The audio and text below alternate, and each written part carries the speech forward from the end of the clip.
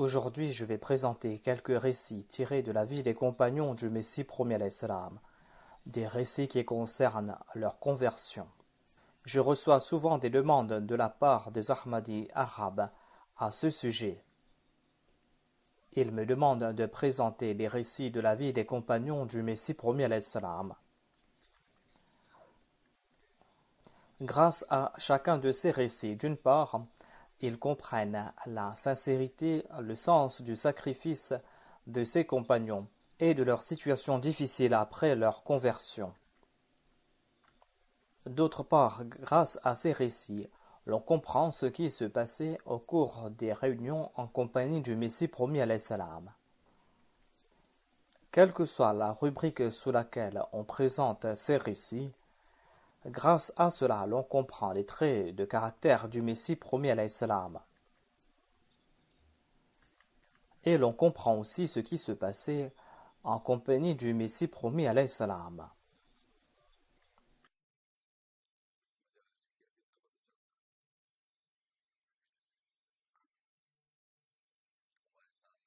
Ces compagnons du Messie promis alayhi salam sont pour nous des exemples. Car le verset Wa akharina minhum lama yalhaqu bihim s'applique directement à ces personnes. C'est à eux particulièrement que s'applique ce verset. Ces personnes ont laissé pour nous leur exemple, et par ce faire, ils nous ont facilité notre voyage spirituel.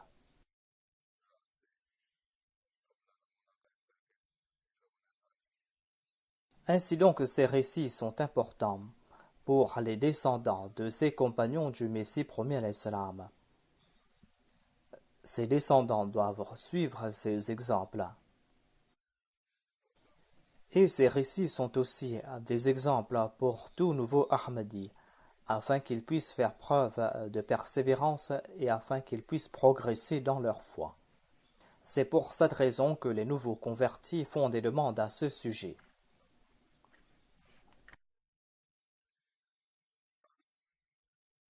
Et grâce à cela, l'on comprend aussi les traits de caractère du Messie promis alayhi salam. Et cela affine davantage notre foi. Je vais présenter tout d'abord le récit de Hadrat Mian Nizamuddin Sahib.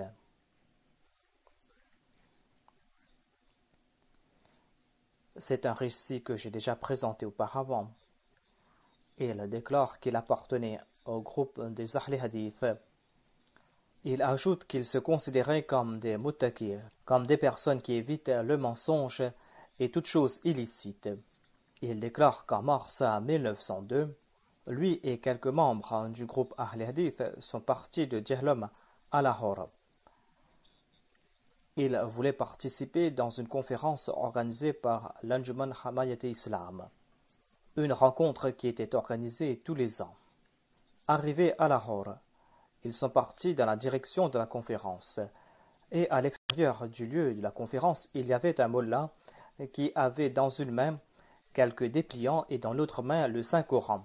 Et il jurait au nom de Dieu en disant que Naudhubillah Mirza a été atteint de la lèpre, tout simplement parce qu'il a outragé les prophètes et parce qu'il se dit Irissa. Le mollah a juré au nom de Dieu et n'a cessé de répéter ces paroles. Nizamuddin et ses compagnons étaient tout étonnés d'entendre cela. Ils se disaient que personne n'aurait le courage de jurer au nom de Dieu et d'avoir le Saint-Coran dans la main pour ensuite proférer des mensonges. Le rapporteur déclare que j'ai pris quelques-uns de ces dépliants et j'ai commencé à lire cela. Et il avait répété la même chose, à savoir, Naudhubillah, que le Messie premier alayhi salam a été frappé de la lèpre et qu'il a porté atteinte à l'honneur des prophètes. J'ai dit à mes compagnons que nous allons partir à Qadian. Dieu voulait le guider dans la bonne direction. Dieu voulait qu'il prête allégeance aux mains du Messie premier alayhi salam. Et il est tombé sur ce mot-là qui lui a poussé à partir à Qadian. Nizamuddin voulait partir à Qadian afin de voir ce qu'il en était vraiment et afin de couler le bec aux Ahmadis de sa ville qui disaient que leurs mollahs sont des fiefés menteurs. C'est-à-dire les Ahmadis disaient que vos ulémas et vos mollahs sont en train de mentir.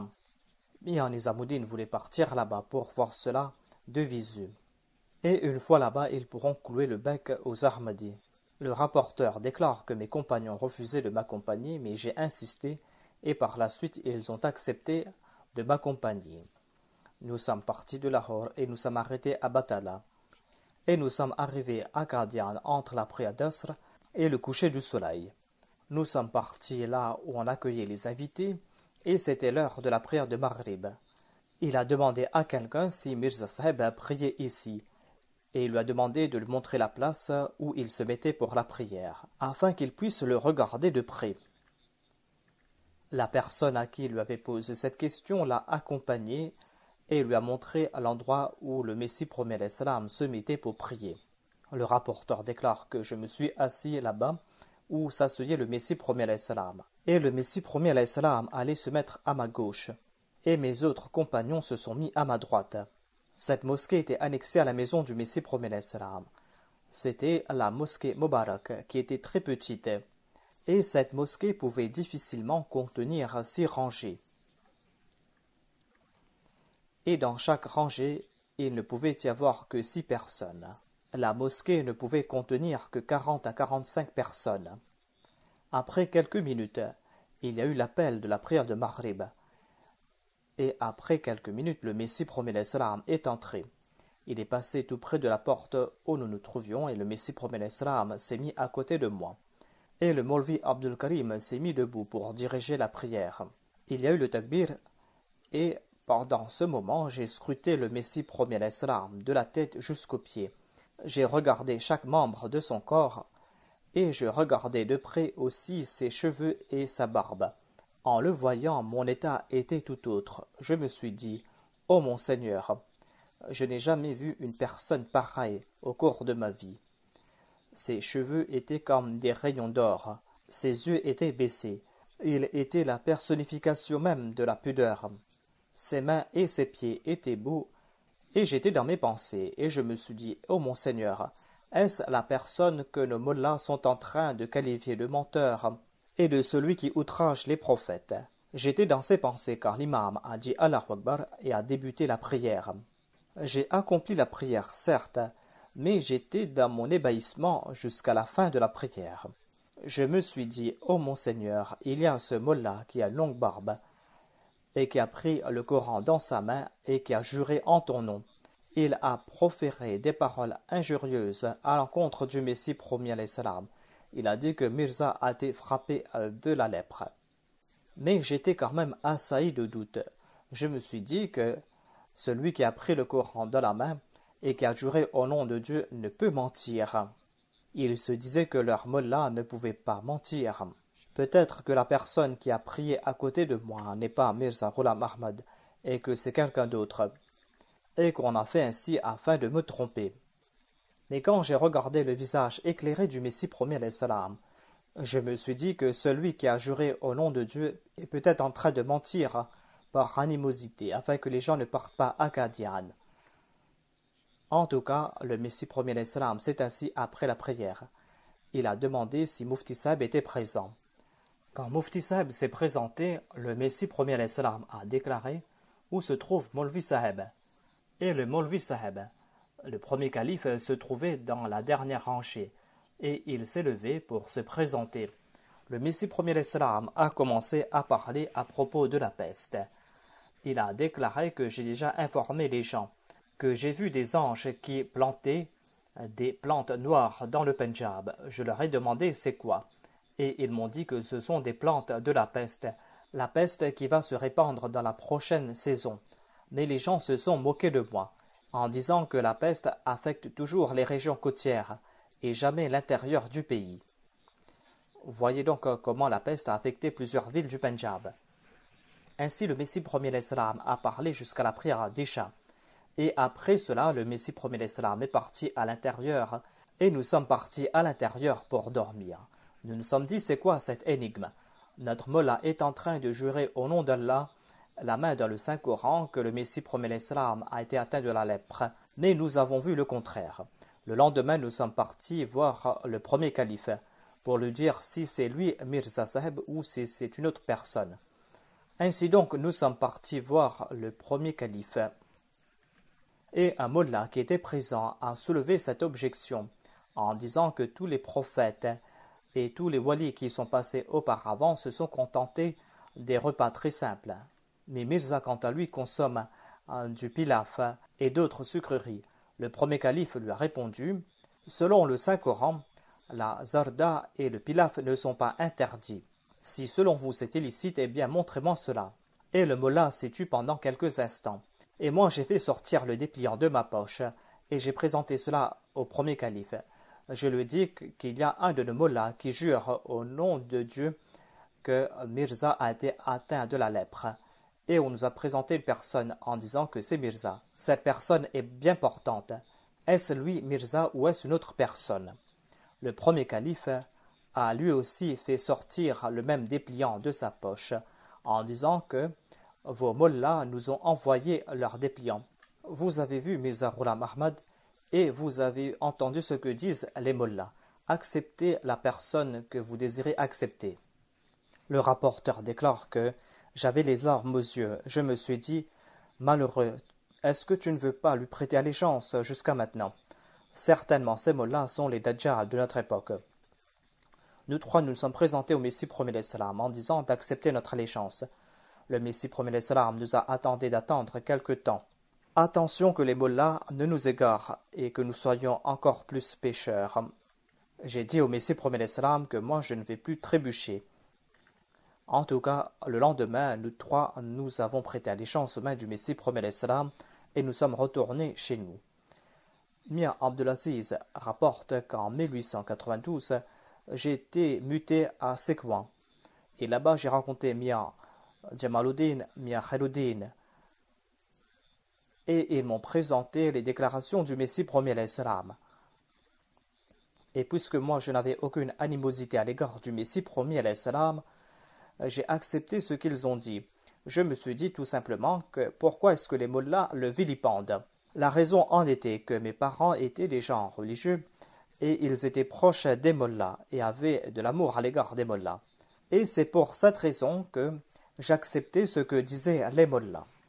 Lorsque les Ahmadis m'ont offert un ouvrage du Messie premier l'Islam, dont le titre est Izala Oham, eh bien, avant de lire cet ouvrage, j'ai prié.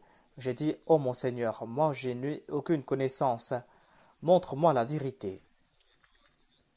Et cette prière a été exaucée.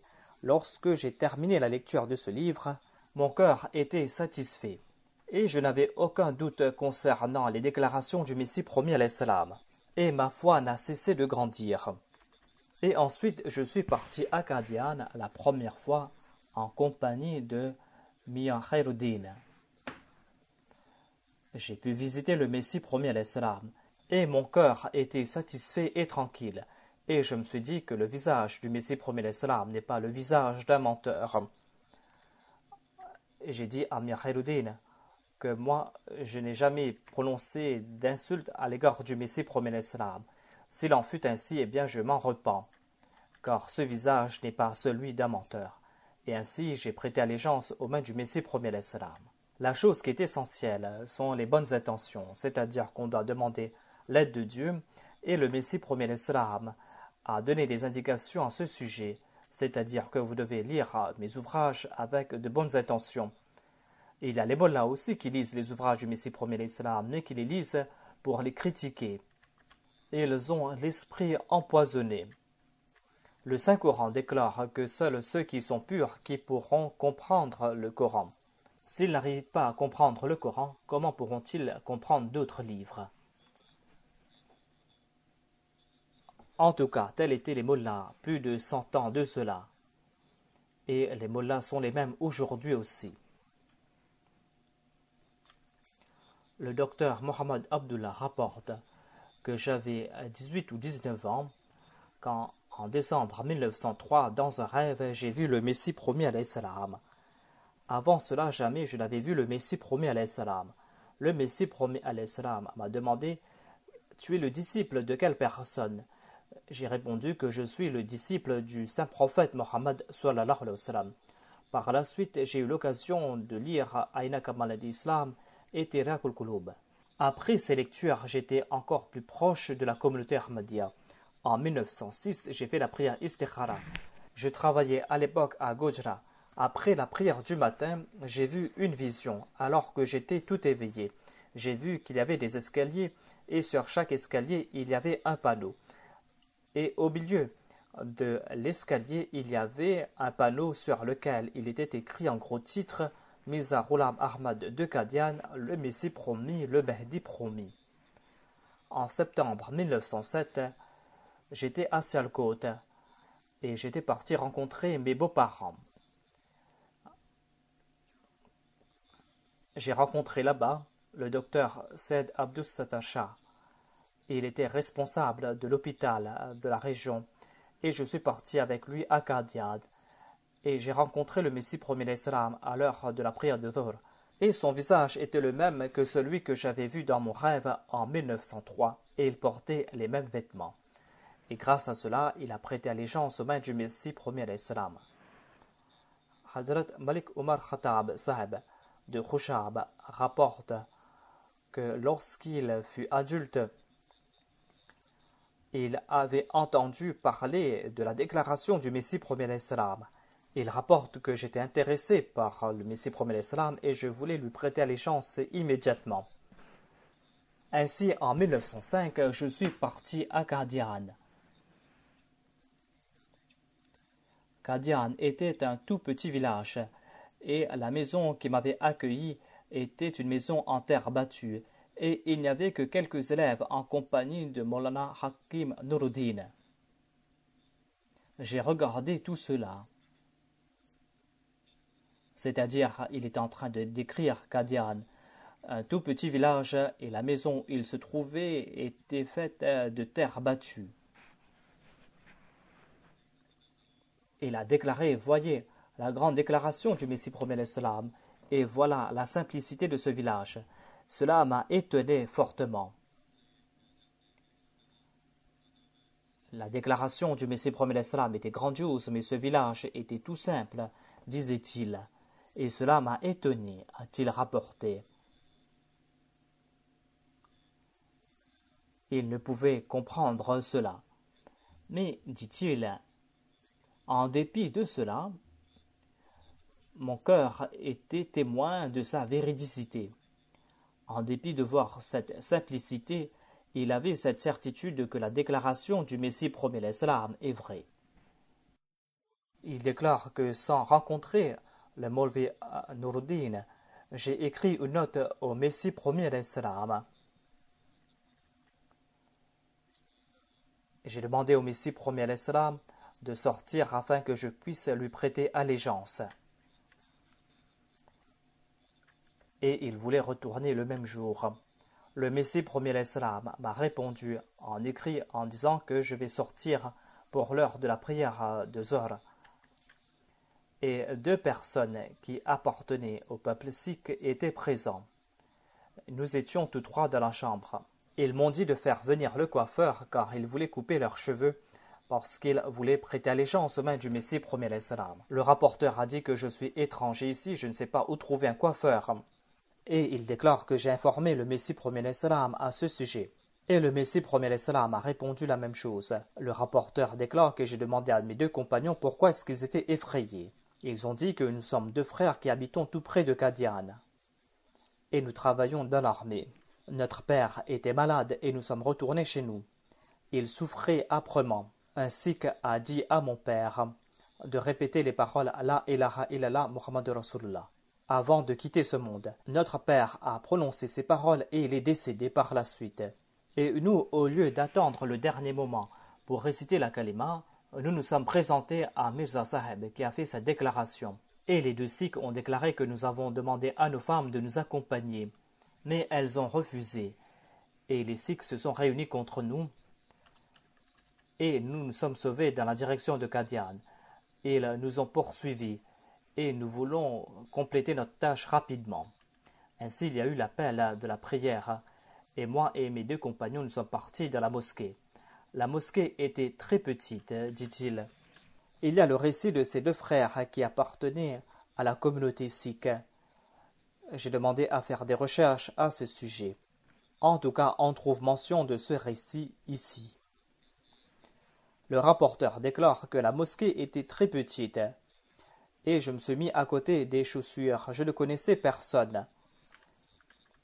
Et le Messie promet l'Islam est entré dans la mosquée, les gens se sont mis debout. Et moi, je me suis présenté au Messie promet à l'Islam. Le Messie promet l'Islam s'est assis et moi aussi je me suis assis à côté de lui. Et je lui ai dit que je suis venu lui prêter allégeance. Le Maulvi Nuruddin a présenté au Messie promet l'Islam d'autres personnes qui voulaient lui prêter allégeance. Le Messie promet l'Islam a pris ma main et l'a posée sur la sienne. Il a dit posez vos mains sur la sienne. Ainsi les autres ont posé leurs mains sur moi. Il y a eu la cérémonie d'allégeance, ensuite il y a eu la prière. Hadrat Rahmatullah Saheb rapporte que le Messie premier l'Islam a passé quelques mois à Ludhiana. J'avais à l'époque 17 ou 18 ans, dit-il, et j'étais étudiant à l'époque.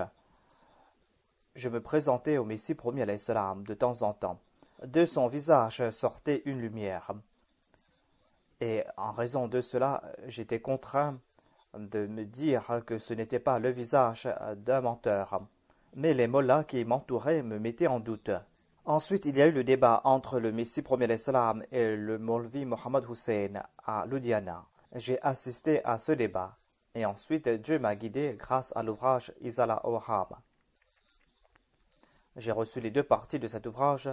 Ces ouvrages étaient emplis de lumière, de direction. Dieu sait très bien que je passais toute la nuit éveillé. De temps en temps, je posais le livre sur mon visage et je m'endormais. Sinon, je lisais toujours ces ouvrages et je pleurais. Je demandais à Dieu, c'est quoi cette énigme? Pourquoi est-ce que les mollahs sont-ils en train d'abandonner le Coran? Si l'on possède la taqwa, c'est ainsi qu'on va lire ces ouvrages.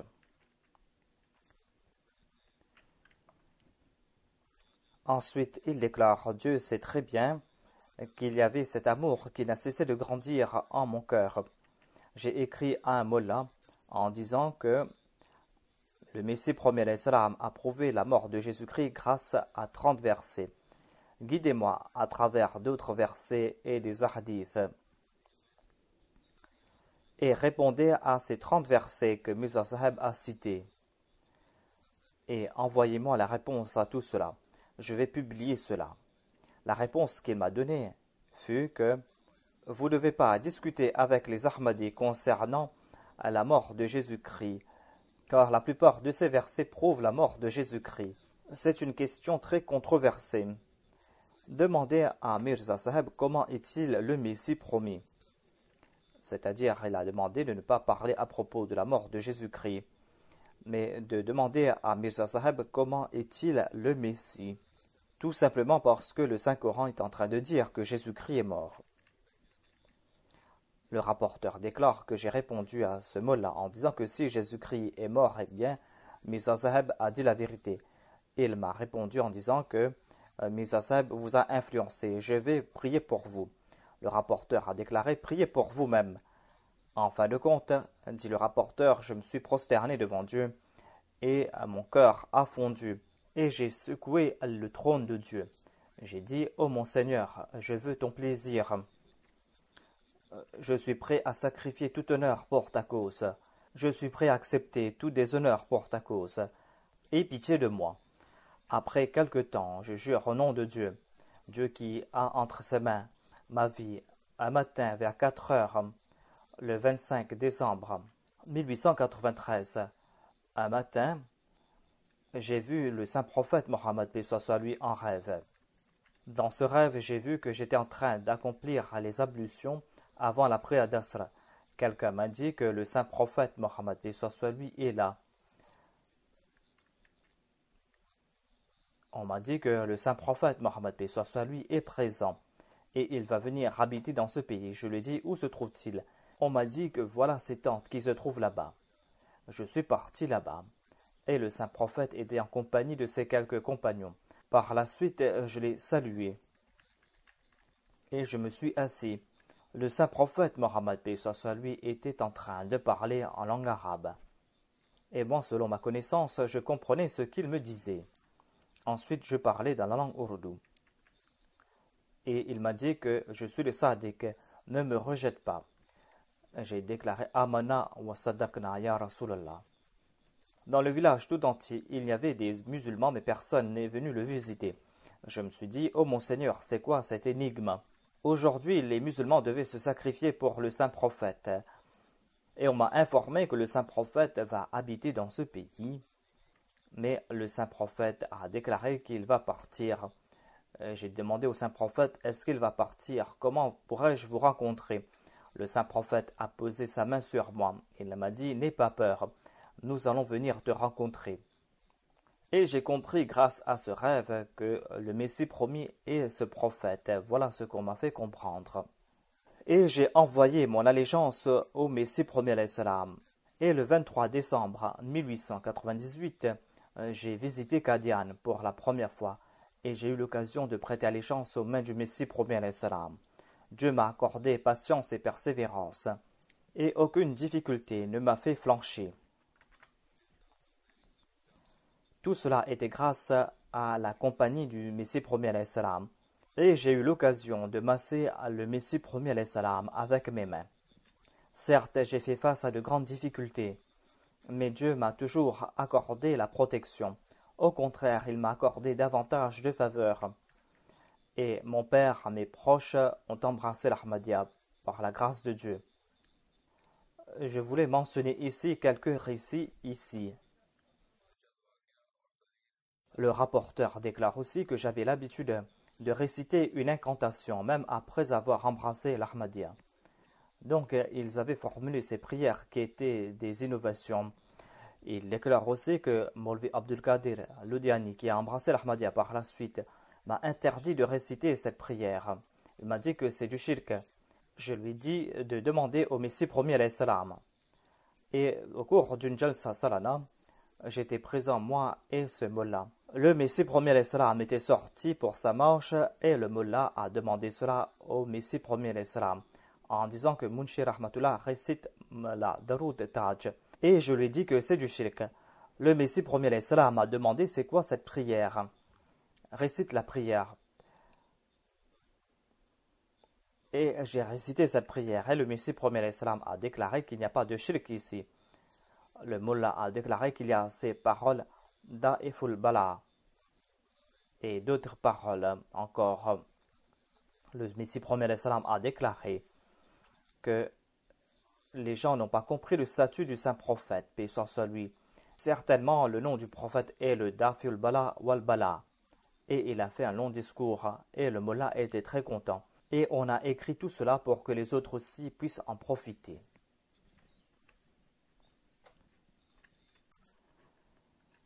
Hadrat Sayyid Mahmoud Alam rapporte qu'en 1903, son grand frère, Sayyid Mahmoud Alam, était à Patna. Et là-bas, il a entendu deux personnes qui disaient qu'en Punjab, il y a quelqu'un qui s'est dit être le Mahdi. Mon frère aimait le Saint-Coran dès sa tendre enfance. En entendant cela, il était tout étonné. Et il a dit, à qui vais-je demander cela? Ceux qui avaient dit cela étaient partis. Et il est parti voir le maître de la gare. Et il est parti voir le chef de gare. Il a su quelle était son adresse et il est parti le rencontrer.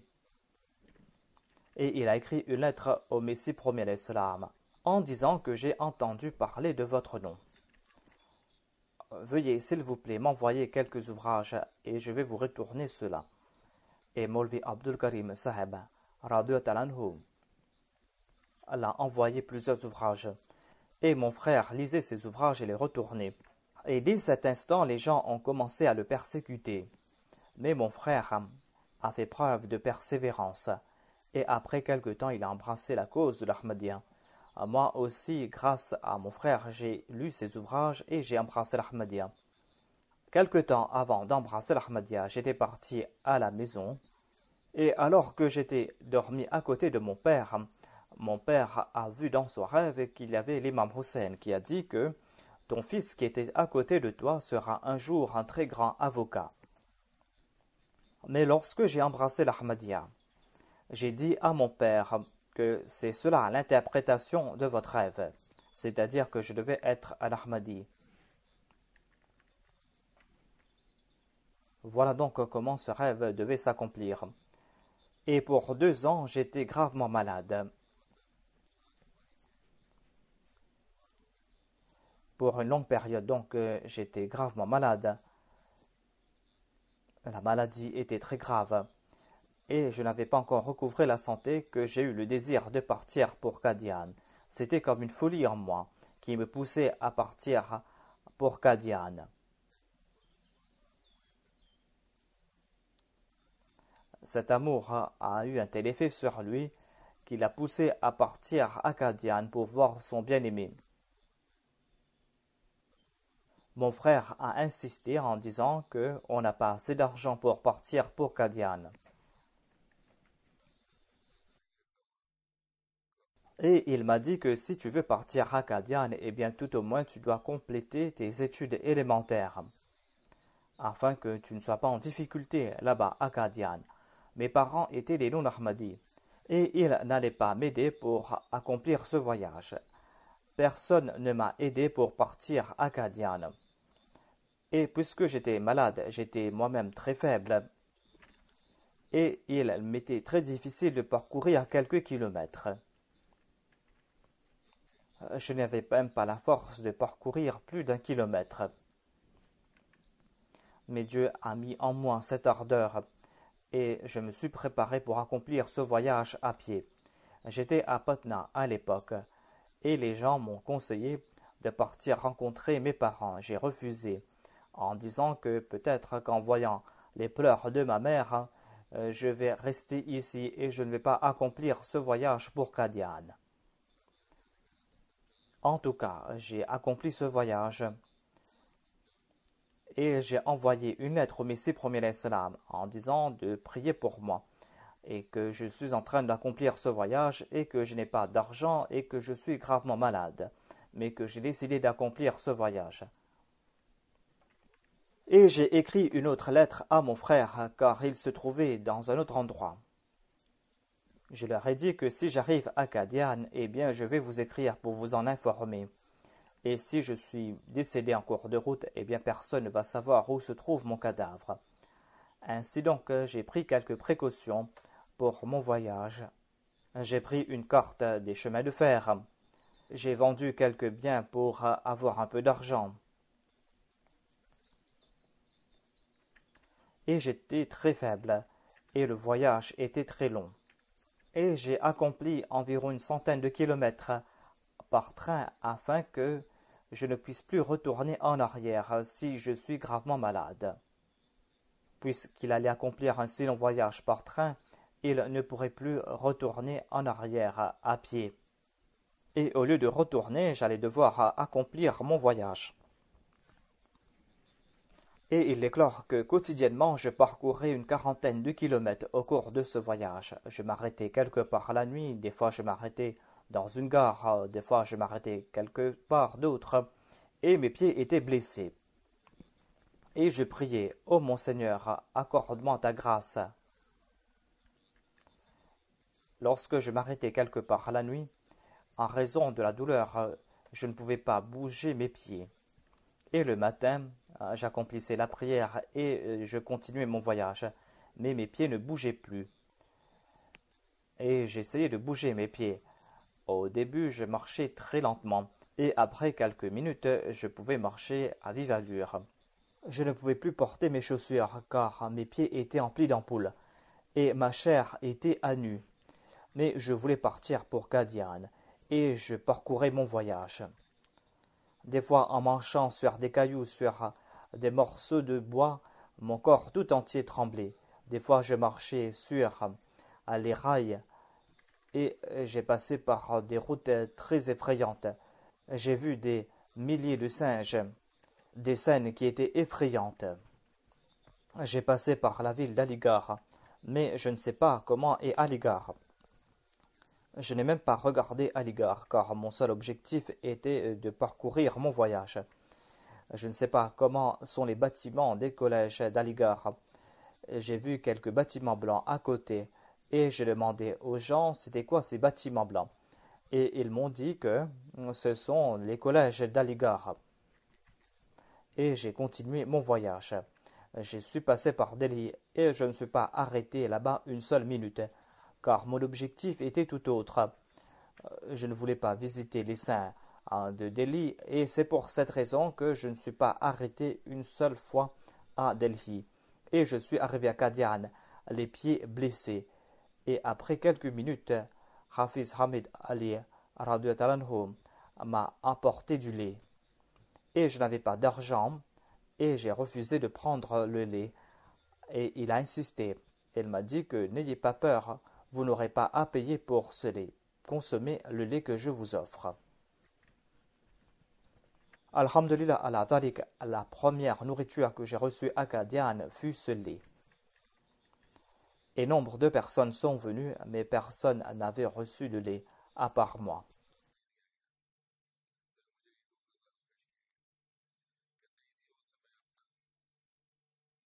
Et par la suite, j'ai rencontré le Messie promis alayhi salam. Le Messie promis alayhi salam m'a demandé sur ma santé. Les gens venaient lui prêter allégeance et m'a demandé de lui prêter allégeance.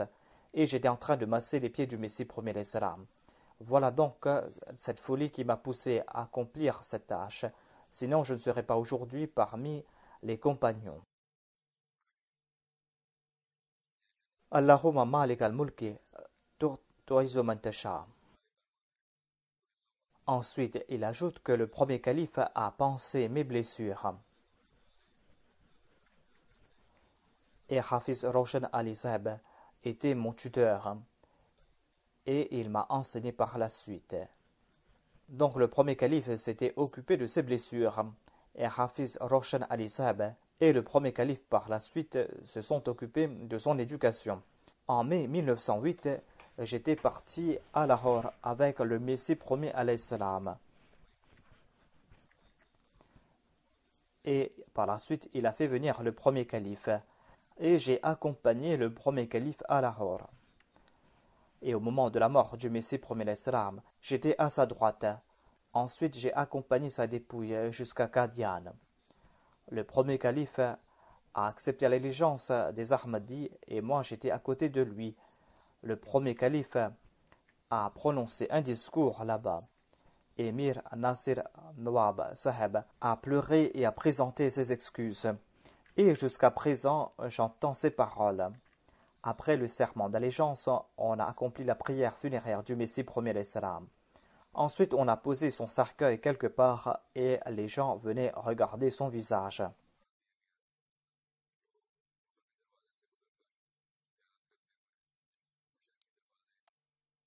Voilà donc quelques récits de ces pieux personnages, de ces personnes qui avaient fait preuve de cette grande ardeur lorsqu'ils ont accepté le Messie promis alayhi salam. Il y a l'incident de Sayyid Mahmoud Alam Saheb, et cela est à l'image de ce qui a été dit dans un hadith. Il est dit que on doit partir rencontrer le Messie promis alayhi salam, même si on doit ramper sur ses genoux. Il a souffert beaucoup au cours de son voyage, mais il a fait preuve d'une grande détermination. Et il n'a cessé de marcher et en fin de compte, il a atteint sa destination. Qu'Allah exalte le statut de ses compagnons. Et qu'Allah fasse aussi que nous puissions progresser dans notre foi. Et qu'Allah ouvre les cœurs des musulmans afin qu'ils acceptent le Messie promis alayhi salam. Et afin qu'ils puissent avoir le plaisir de Dieu. Et afin qu'ils puissent se libérer de ces malheurs qui les accablent. Et afin qu'ils soient de ceux qui s'acquittent de leur devoir envers la Ummah du saint prophète sallallahu alayhi wa sallam. Je vais présenter maintenant quelques détails concernant le décès de quelqu'un, de celui Mohammed Hashim Saïd Saeb, un ancien Ahmadi du Royaume-Uni. Il est décédé quelques jours de cela en Arabie Saoudite. Inna lillahi wa inna ilayhi raji'un. Sa dépouille est arrivée aujourd'hui. Et après la prière de Juma, je vais diriger sa prière funéraire, Inch'Allah.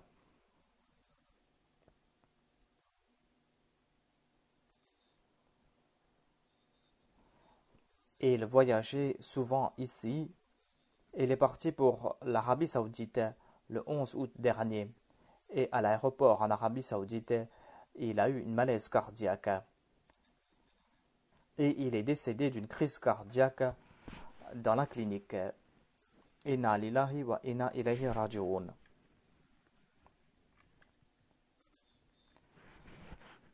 Il s'était établi en Arabie Saoudite en l'an 2000 et pendant plusieurs années, il a travaillé et il avait plusieurs postes au sein de la Jamaat.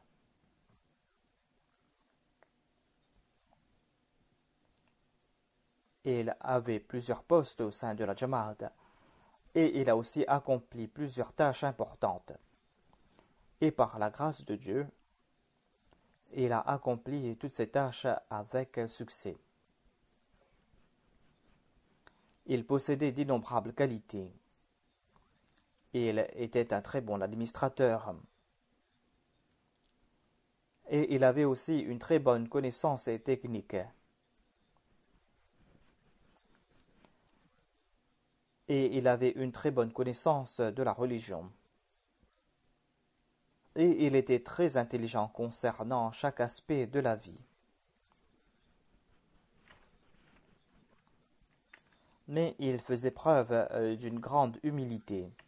Il était d'une grande simplicité, d'une grande aménité. C'était une personne très amène et très humble. Il avait une grande sympathie à l'égard des autres. Et il faisait preuve d'une grande sincérité à l'égard de tout le monde. Il participait dans tous les plans financiers de la communauté. Il s'acquittait de ses devoirs envers les uns et les autres, et lorsqu'il voyait que quelqu'un était en train de souffrir, il était lui-même très anxieux.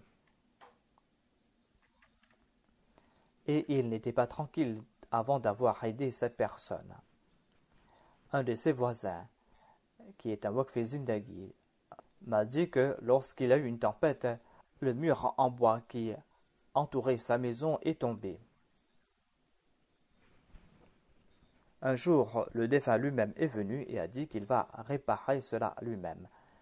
Il devait partir en voyage, mais il est venu afin de réparer ce mur.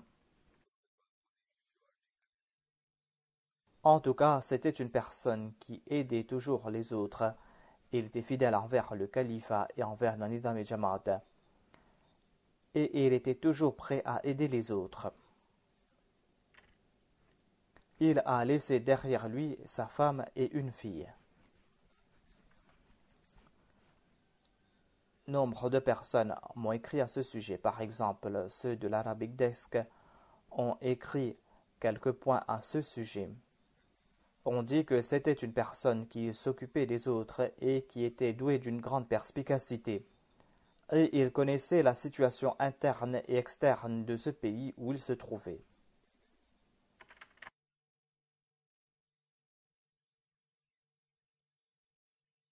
C'était une personne très brave. Et lorsqu'on lui confiait une tâche quelconque, il ne se souciait de rien et il accomplissait cette tâche. C'était une personne très brave qui possédait de très grandes qualités. Et il était comme un père pour les nouveaux convertis. Nombre de nouveaux convertis m'ont écrit à ce sujet.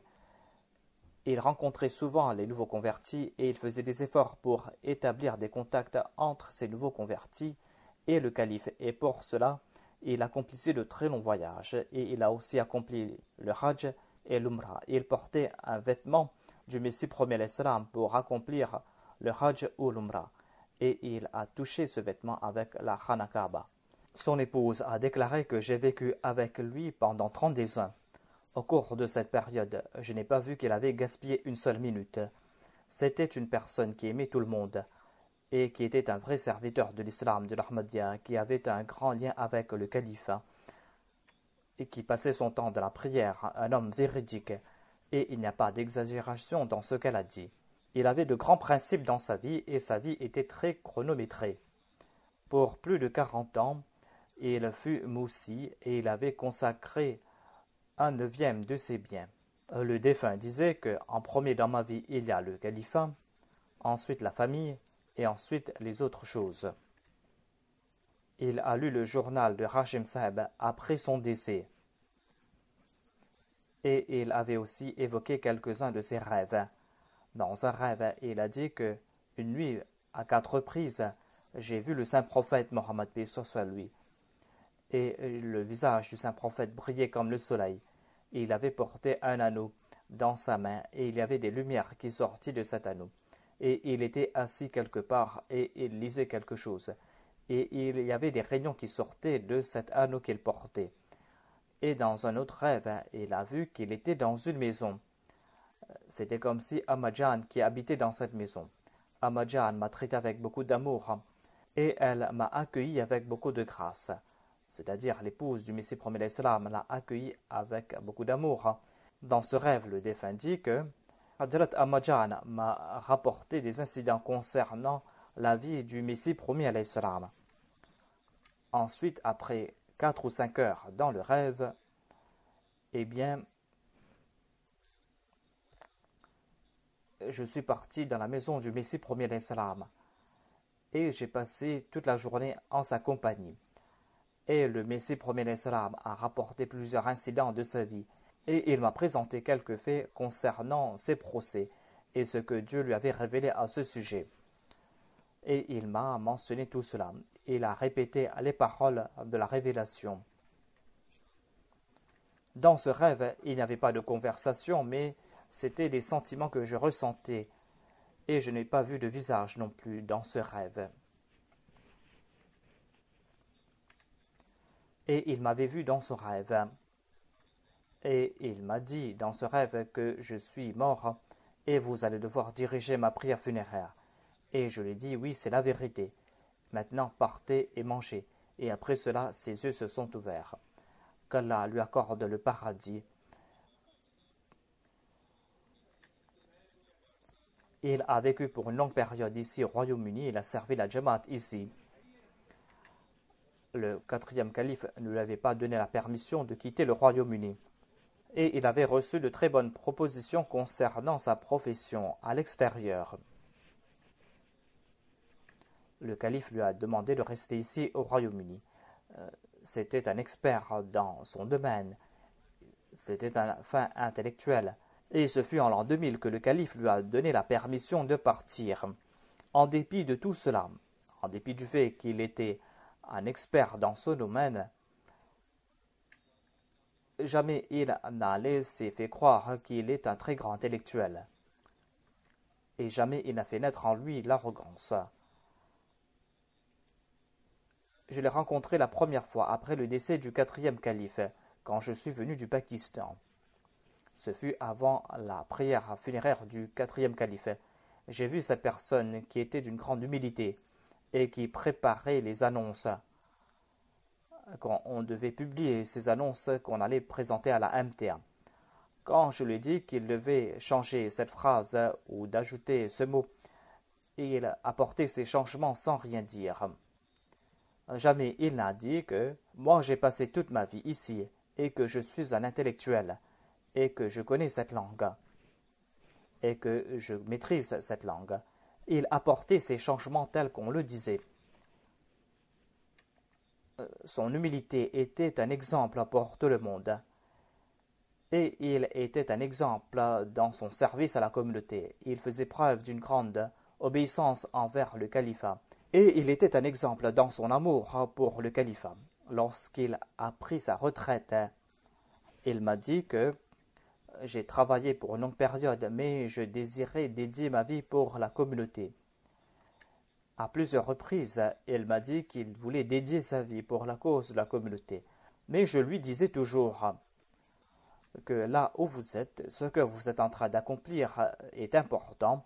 Considérez-vous comme une personne qui a dédié sa vie. Au contraire, il travaillait plus qu'un Waqf Zindagi. Tous les ans, il me faisait de rappel à ce sujet et il avait pris sa retraite récemment. Il avait eu plusieurs contacts et je lui ai dit de continuer à travailler.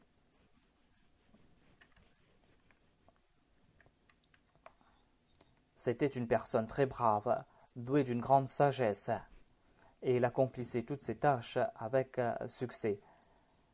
Nombre de personnes ont embrassé l'Ahmadiyya grâce à lui. et il avait des contacts dans le Moyen-Orient. C'était un expert comptable et c'est pour cette raison que je n'avais pas de soucis concernant les comptes de la Jamaat dans ces pays. En sus de cela, il a accompli plusieurs tâches importantes et il a résolu plusieurs grandes difficultés. Lorsque je l'envoyais pour accomplir ces tâches, il accomplissait cela avec succès. Lorsqu'il retournait ici au Royaume-Uni, et il visitait le Royaume-Uni souvent, dès qu'il venait au Royaume-Uni, il venait directement à la mosquée et il n'attendait pas pour se reposer.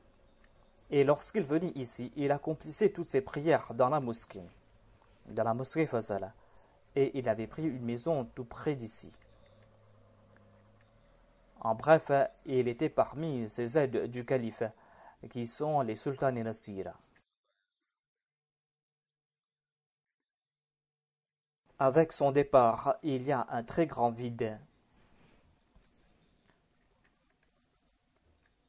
Qu'Allah fasse naître des personnes imbues de taqwa qui vont servir la communauté et qui vont soutenir le califat. J'ai confiance en Dieu que Dieu va accorder des centaines de milliers de sultans et Nasir, Inch'Allah. Qu'Allah exalte le statut du défunt et qu'Allah lui accorde une place parmi ses choisis. Il y a une longue liste de services qu'il a rendus à la communauté. Ceux qui le connaissent vont écrire à ce sujet. Qu'Allah accorde à la Jamaat du Royaume-Uni des personnes imbues d'abnégation et qu'Allah soit le soutien de sa femme et de sa fille.